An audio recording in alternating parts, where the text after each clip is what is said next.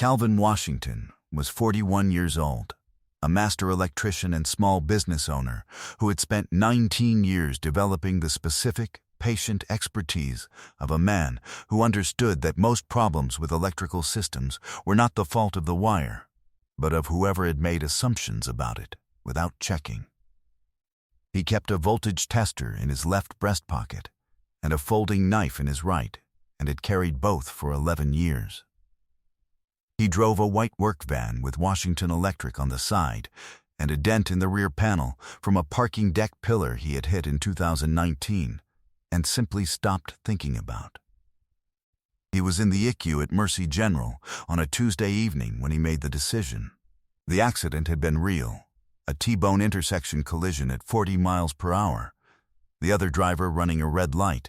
Calvin's van pushed sideways into a utility pole.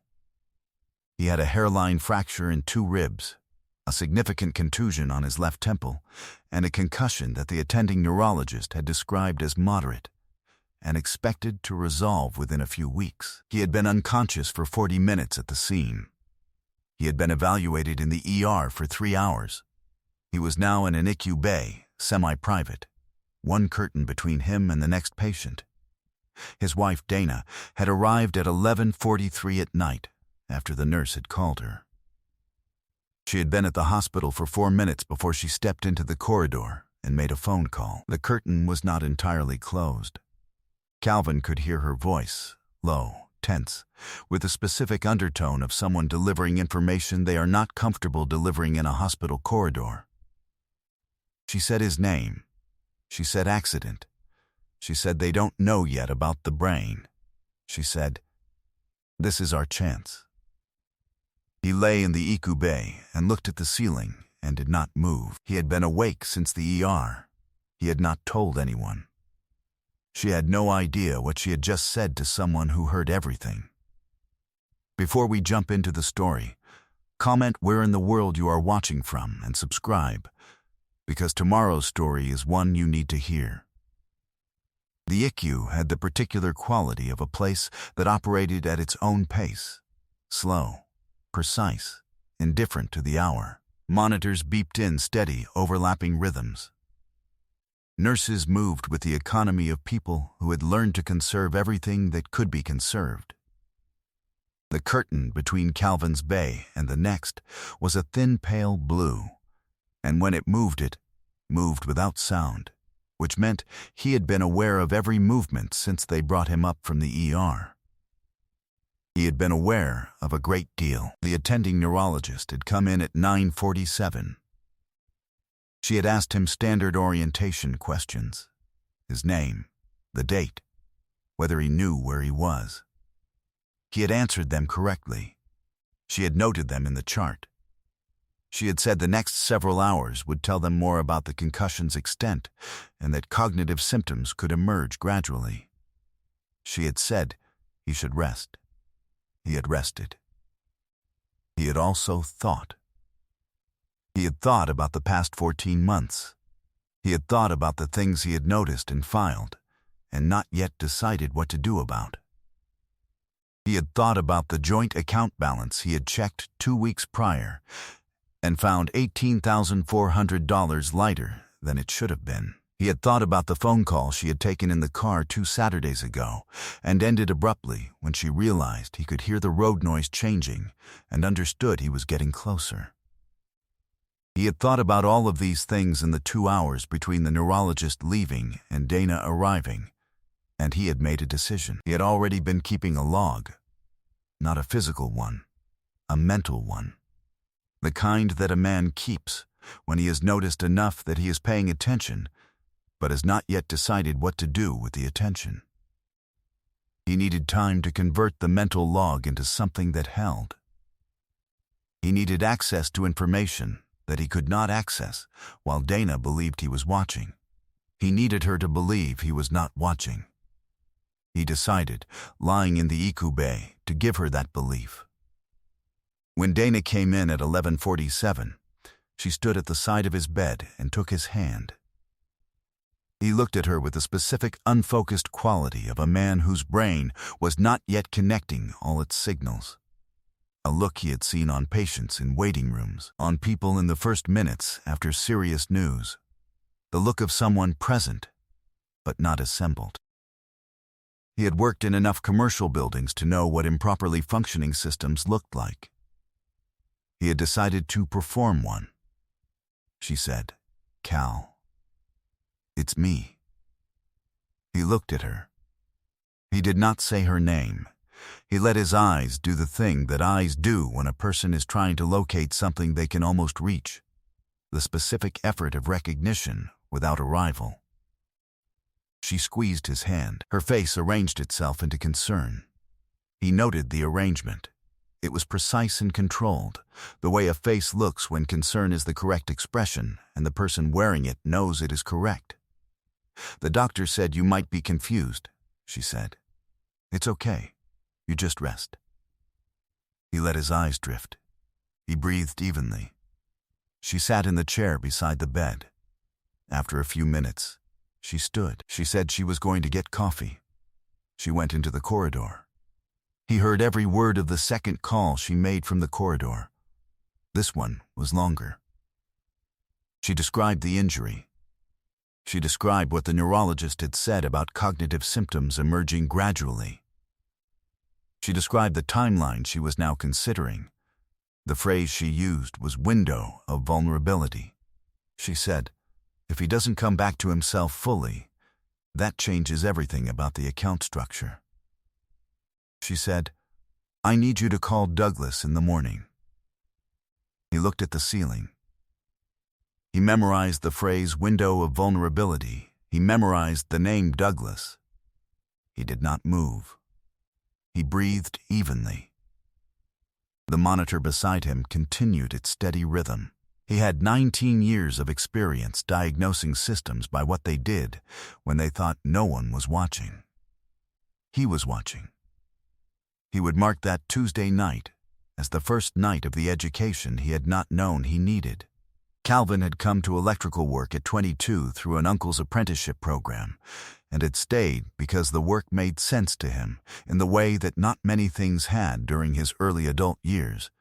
It had rules, consequences, and the specific honesty of a system that told you exactly what it was doing if you knew how to read it.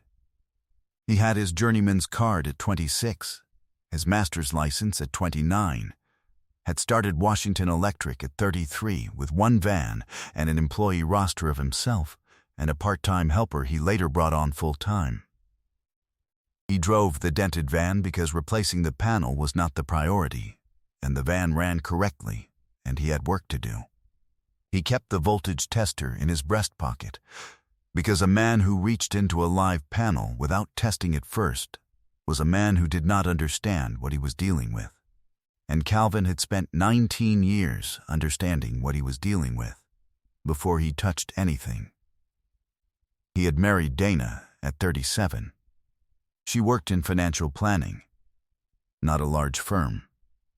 Her own practice, with a client list of about 40 households whose investment and estate planning she managed, with a specific combination of technical knowledge and relational trust that made people hand their financial futures to a person. He had found that combination interesting, and had found her interesting, and had made the commitment with the deliberateness of a man who had spent 19 years testing before he touched. He had not tested carefully enough. He understood that now. He had noticed things across the prior 14 months with the accumulating clarity of a man who notices systems behaving incorrectly but keeps checking because he does not want to be wrong. The weekends with explanations that ran shorter than the absences. The financial conversations that arrived with a quality of preparation. Answers that came too quickly, too smoothly, as though the question had been anticipated and the answer rehearsed. The joint account balance 2 weeks before the accident, $18,400 below what the prior month's reconciliation suggested it should be. He had not yet acted on any of it. He had been building toward a decision. The accident had made the decision for him, and in a way he had not expected. His foreman, A man named Gerald, who had been with Washington Electric for 8 years and who had the specific loyalty of someone who had been treated fairly in a field that often didn't bother, had said to him once, during a commercial job that had run into a wiring problem in a wall that no one had mapped correctly, "You know what makes you different from most electricians? You don't assume the previous work was correct. You trace everything back to the source before you connect anything new. Most guys just pick up where the last guy left off and call it good." Calvin had said, "Picking up where the last guy left off is how buildings burn." Gerald had said, "I know. That's why I said it."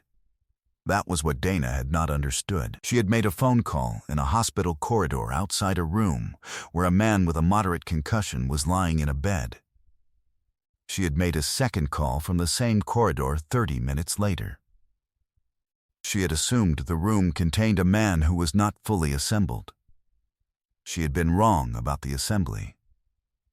His name was Gerald Osai, the same Gerald, 8 years, Washington Electric, the foreman who had watched Calvin trace every wire back to the source before connecting anything new. He was 44 years old, compact and precise, with the bearing of a man who had worked with his hands long enough to know the difference between what a system was supposed to do and what it was actually doing. He had been at the hospital Wednesday morning, before visiting hours technically allowed it, because the charge nurse had decided that a man who showed up that early with coffee for the nursing staff and asked quietly rather than demanded loudly was not a visitor who needed to be turned away. He had been in the room for 10 minutes when Calvin, with the specific care of someone measuring the size of the window before speaking into it, had said Gerald's name. Gerald had looked at him. Calvin had said, in a voice pitched for the room and nothing beyond it, "Close the curtain." Gerald had closed the curtain. He had pulled his chair to the bedside. He had said nothing. He understood, after 8 years, when his employer was about to tell him something that required precision. Calvin had told him everything. It had taken 12 minutes. He had included the phrase "window of vulnerability." He had included the name Douglas. He had included the $18,400 and the 2 Saturday ago phone call. He had told Gerald what he needed and what he needed it to look like from outside the curtain. Gerald had listened to all of it without interrupting. When Calvin finished, Gerald said, "How long do you need?" Calvin said, 3 weeks. Maybe 4. Gerald said, "I'll run the jobs." Calvin said, "I know you will." Gerald said, "What do I tell the clients?" Calvin said, "Tell them I'm recovering," which is true. Gerald left to run the jobs. Calvin continued to look at the ceiling when the nurses came in and to let his eyes do the searching thing when Dana sat beside him, which she did for 2 hours each afternoon and which he used to observe rather than to reassure her. Because observing was what the situation required. On day 3, Dana brought a man to the room she introduced as Douglas, a financial advisor she said was going to help ensure that everything was handled properly while Calvin was recovering. Douglas was 51, silver hair, a polo shirt, the practiced warmth of someone who dealt in other people's trust professionally. He spoke to Calvin the way certain people speak to the injured, slowly with reduced vocabulary, with the condescension of someone who has made an assumption about capacity. Calvin let him make the assumption. He looked at Douglas with the eyes of a man trying to locate something he could almost reach. Douglas spoke to Dana as though Calvin were not in the room. He spoke about account structures and fiduciary designations, and the options available when a spouse was incapacitated and unable to manage financial decisions. He used the phrase temporary financial guardianship. He described the documentation that would be required. Calvin memorized every phrase. He had 19 years of memorizing what systems were doing when the people operating them believed no one was reading the output. He began writing the same evening, not on paper, he had no paper, which was itself useful. He wrote on the notepad application of the phone Gerald had left him, face down under the pillow, which was not the phone Dana knew about. He wrote the date. He wrote what Douglas had said. He wrote the phrases Douglas had used, and what Calvin understood them to mean. He had, in 3 weeks, 43 entries in the notepad application. On the 21st day, he called a woman named Sylvia Cross. Sylvia Cross was 61 years old, a retired family court judge who had spent 23 years on the bench before moving into private mediation and consulting, and who was now the most reliable person Calvin's attorney, a man named Franklin Webb, who had handled Washington Electric's business filings for 7 years, had ever recommended. She called Calvin back within 4 hours of Franklin's referral. She said, "Franklin tells me you have 43 entries." Calvin said, "44 now." She said, "Good. I want to hear all of them." He didn't move fast. He moved correctly, which was different. Franklin Webb had been practicing for 26 years. He was 63. A compact man with reading glasses he wore on a chain, and the specific economy of a person who had learned that words used correctly cost less than words used in volume. He called Calvin at 6:51 on a Thursday morning, 11 days after the first call.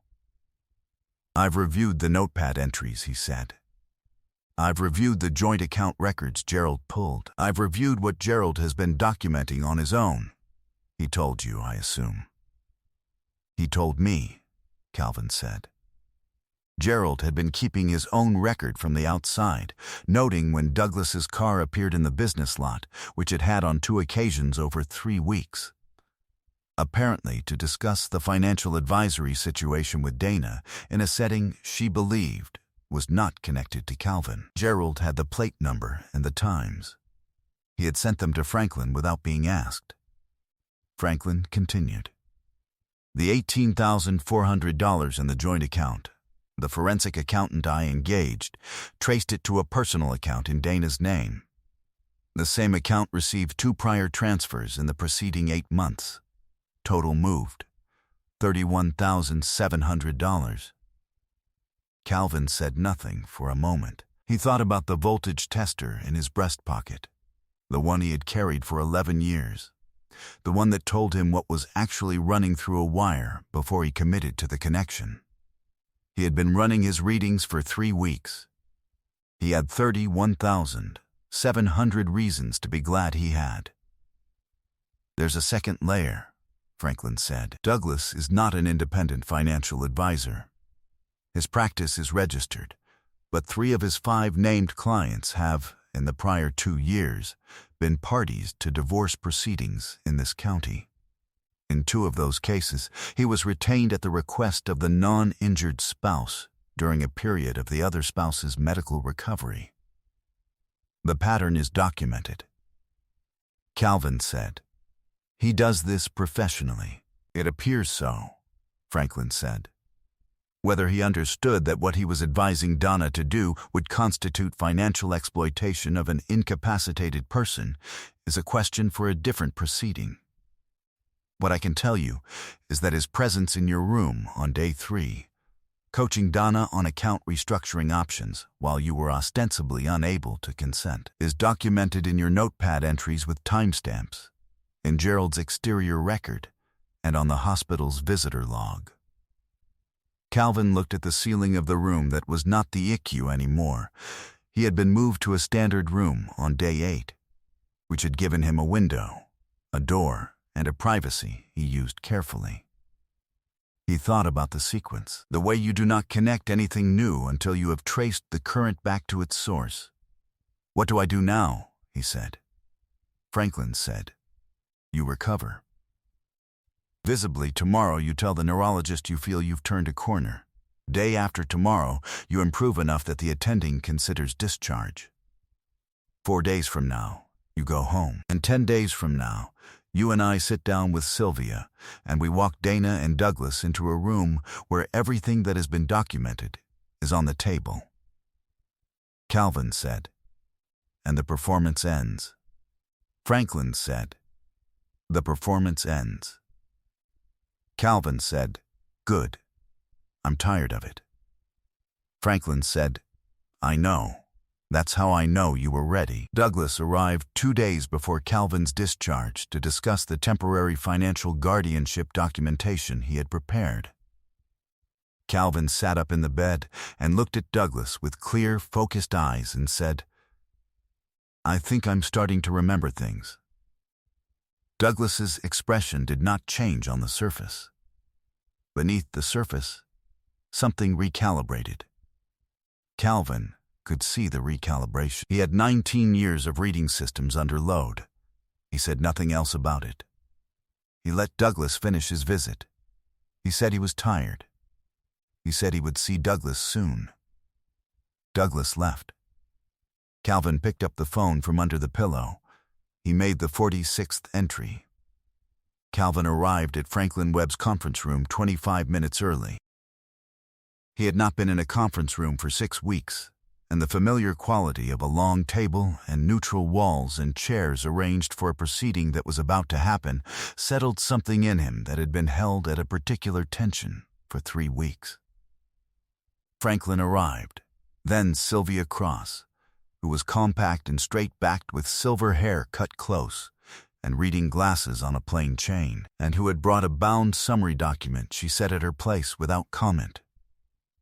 A forensic accountant named Iris Cobb, retired IRS examiner, 22 years. The economy of language of someone who has testified enough times to know that what you do not say is as important as what you say, had her report already printed and organized. Dana arrived at 9:07. Douglas arrived separately at 9:14, which told Calvin something about the nature of their communication regarding this meeting. Dana's attorney, a woman named Patricia Owens, sat to Dana's immediate left and opened her folder with the particular composure of a person who had not yet seen the full documentation and was going to need to maintain that composure when she did. Franklin opened. Before any discussion of Calvin Washington's medical status or financial arrangements, he said, there are several matters requiring acknowledgement by all parties. He placed the first document on the table, the joint account forensic report. The $31,700 in 3 transfers. This report documents movement from the joint account held by Calvin and Dana Washington across an 11-month period. The transfers were made to a personal account in Dana Washington's name alone and were not disclosed. He placed the second document, the visitor log from Mercy General, with Douglas's visits on days 3, 7, and 12 annotated with the specific content of each visit as documented in Calvin's notepad entries and cross-referenced with timestamps.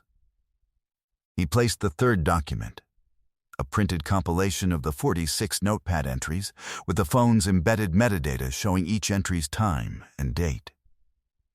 The first entry was dated 21 minutes after Douglas left the room on day 3. Calvin Washington was not cognitively impaired during the period of his hospital stay, Franklin said. He made the decision to withhold that information while gathering documentation of actions being taken against his financial interests during a period his spouse believed he was incapacitated. The documentation is complete and contemporaneous. He paused. Mr. Douglas Fitch, Franklin said, looking at Douglas directly, is referenced throughout the documentation as a participant in conversations regarding the financial restructuring of Calvin Washington's accounts during the period of his ostensible incapacitation. We have made the relevant county authorities aware of the documentation and its implications for Mr. Fitch's professional conduct. That is a separate matter and will proceed separately. Douglas had gone very still.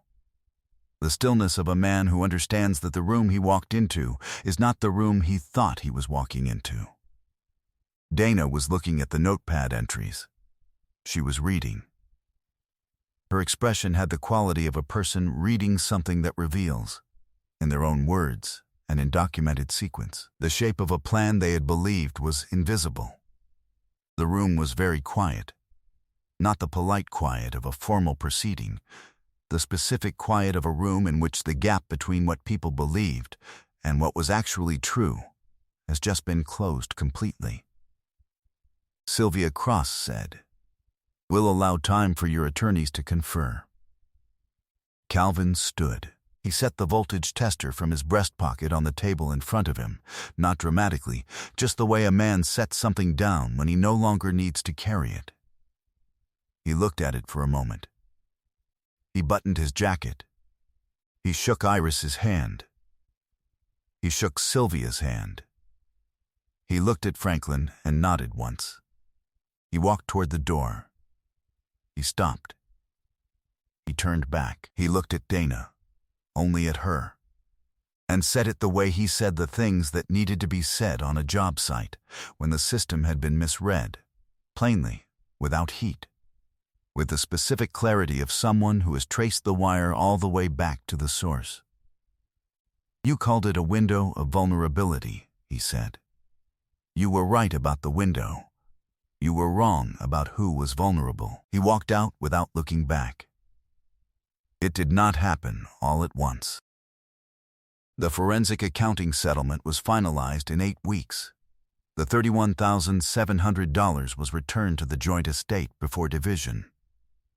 The temporary financial guardianship documentation Douglas had prepared was never executed.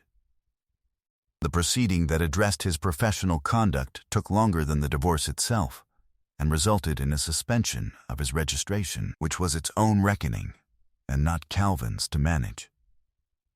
Donna received her share of the marital estate, accurately divided, which was smaller than the estate she had been attempting to preposition herself within during the 3 weeks she believed her husband's brain was not fully assembled. She was carrying what she had chosen with the daily weight of a person who had been precise about a plan and imprecise about the most important variable in it.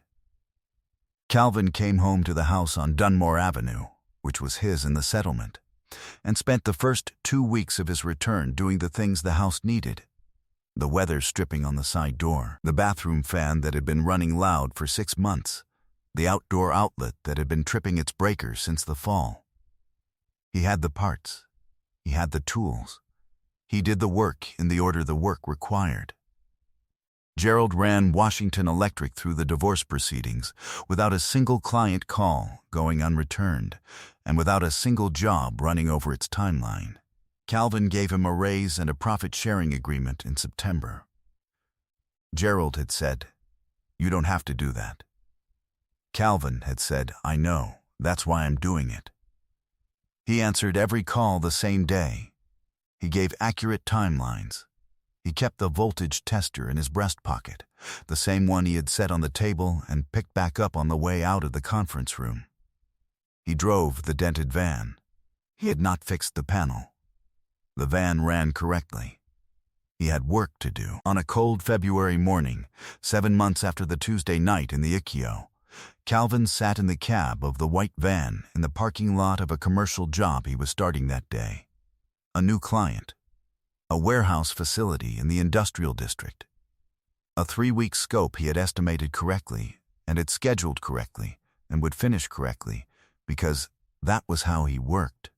He had a thermos of coffee on the dashboard and his voltage tester in his breast pocket and a site plan on the passenger seat he had been reviewing since 6 in the morning. The sun was coming up behind the warehouse to the east, the early February light flat and cold and honest. He thought once about the IQ ceiling, the monitor's steady rhythm, the curtain that did not fully close, the way he had lain perfectly still and heard every word. He picked up the site plan. He looked at it one more time. He folded it in half. He got out of the van. He put on his hard hat. He walked toward the building. He had a system to read. I hope you enjoyed that one. Be sure to like the video and subscribe so you don't miss the next story. I've picked out two more for you that I think you'll really like.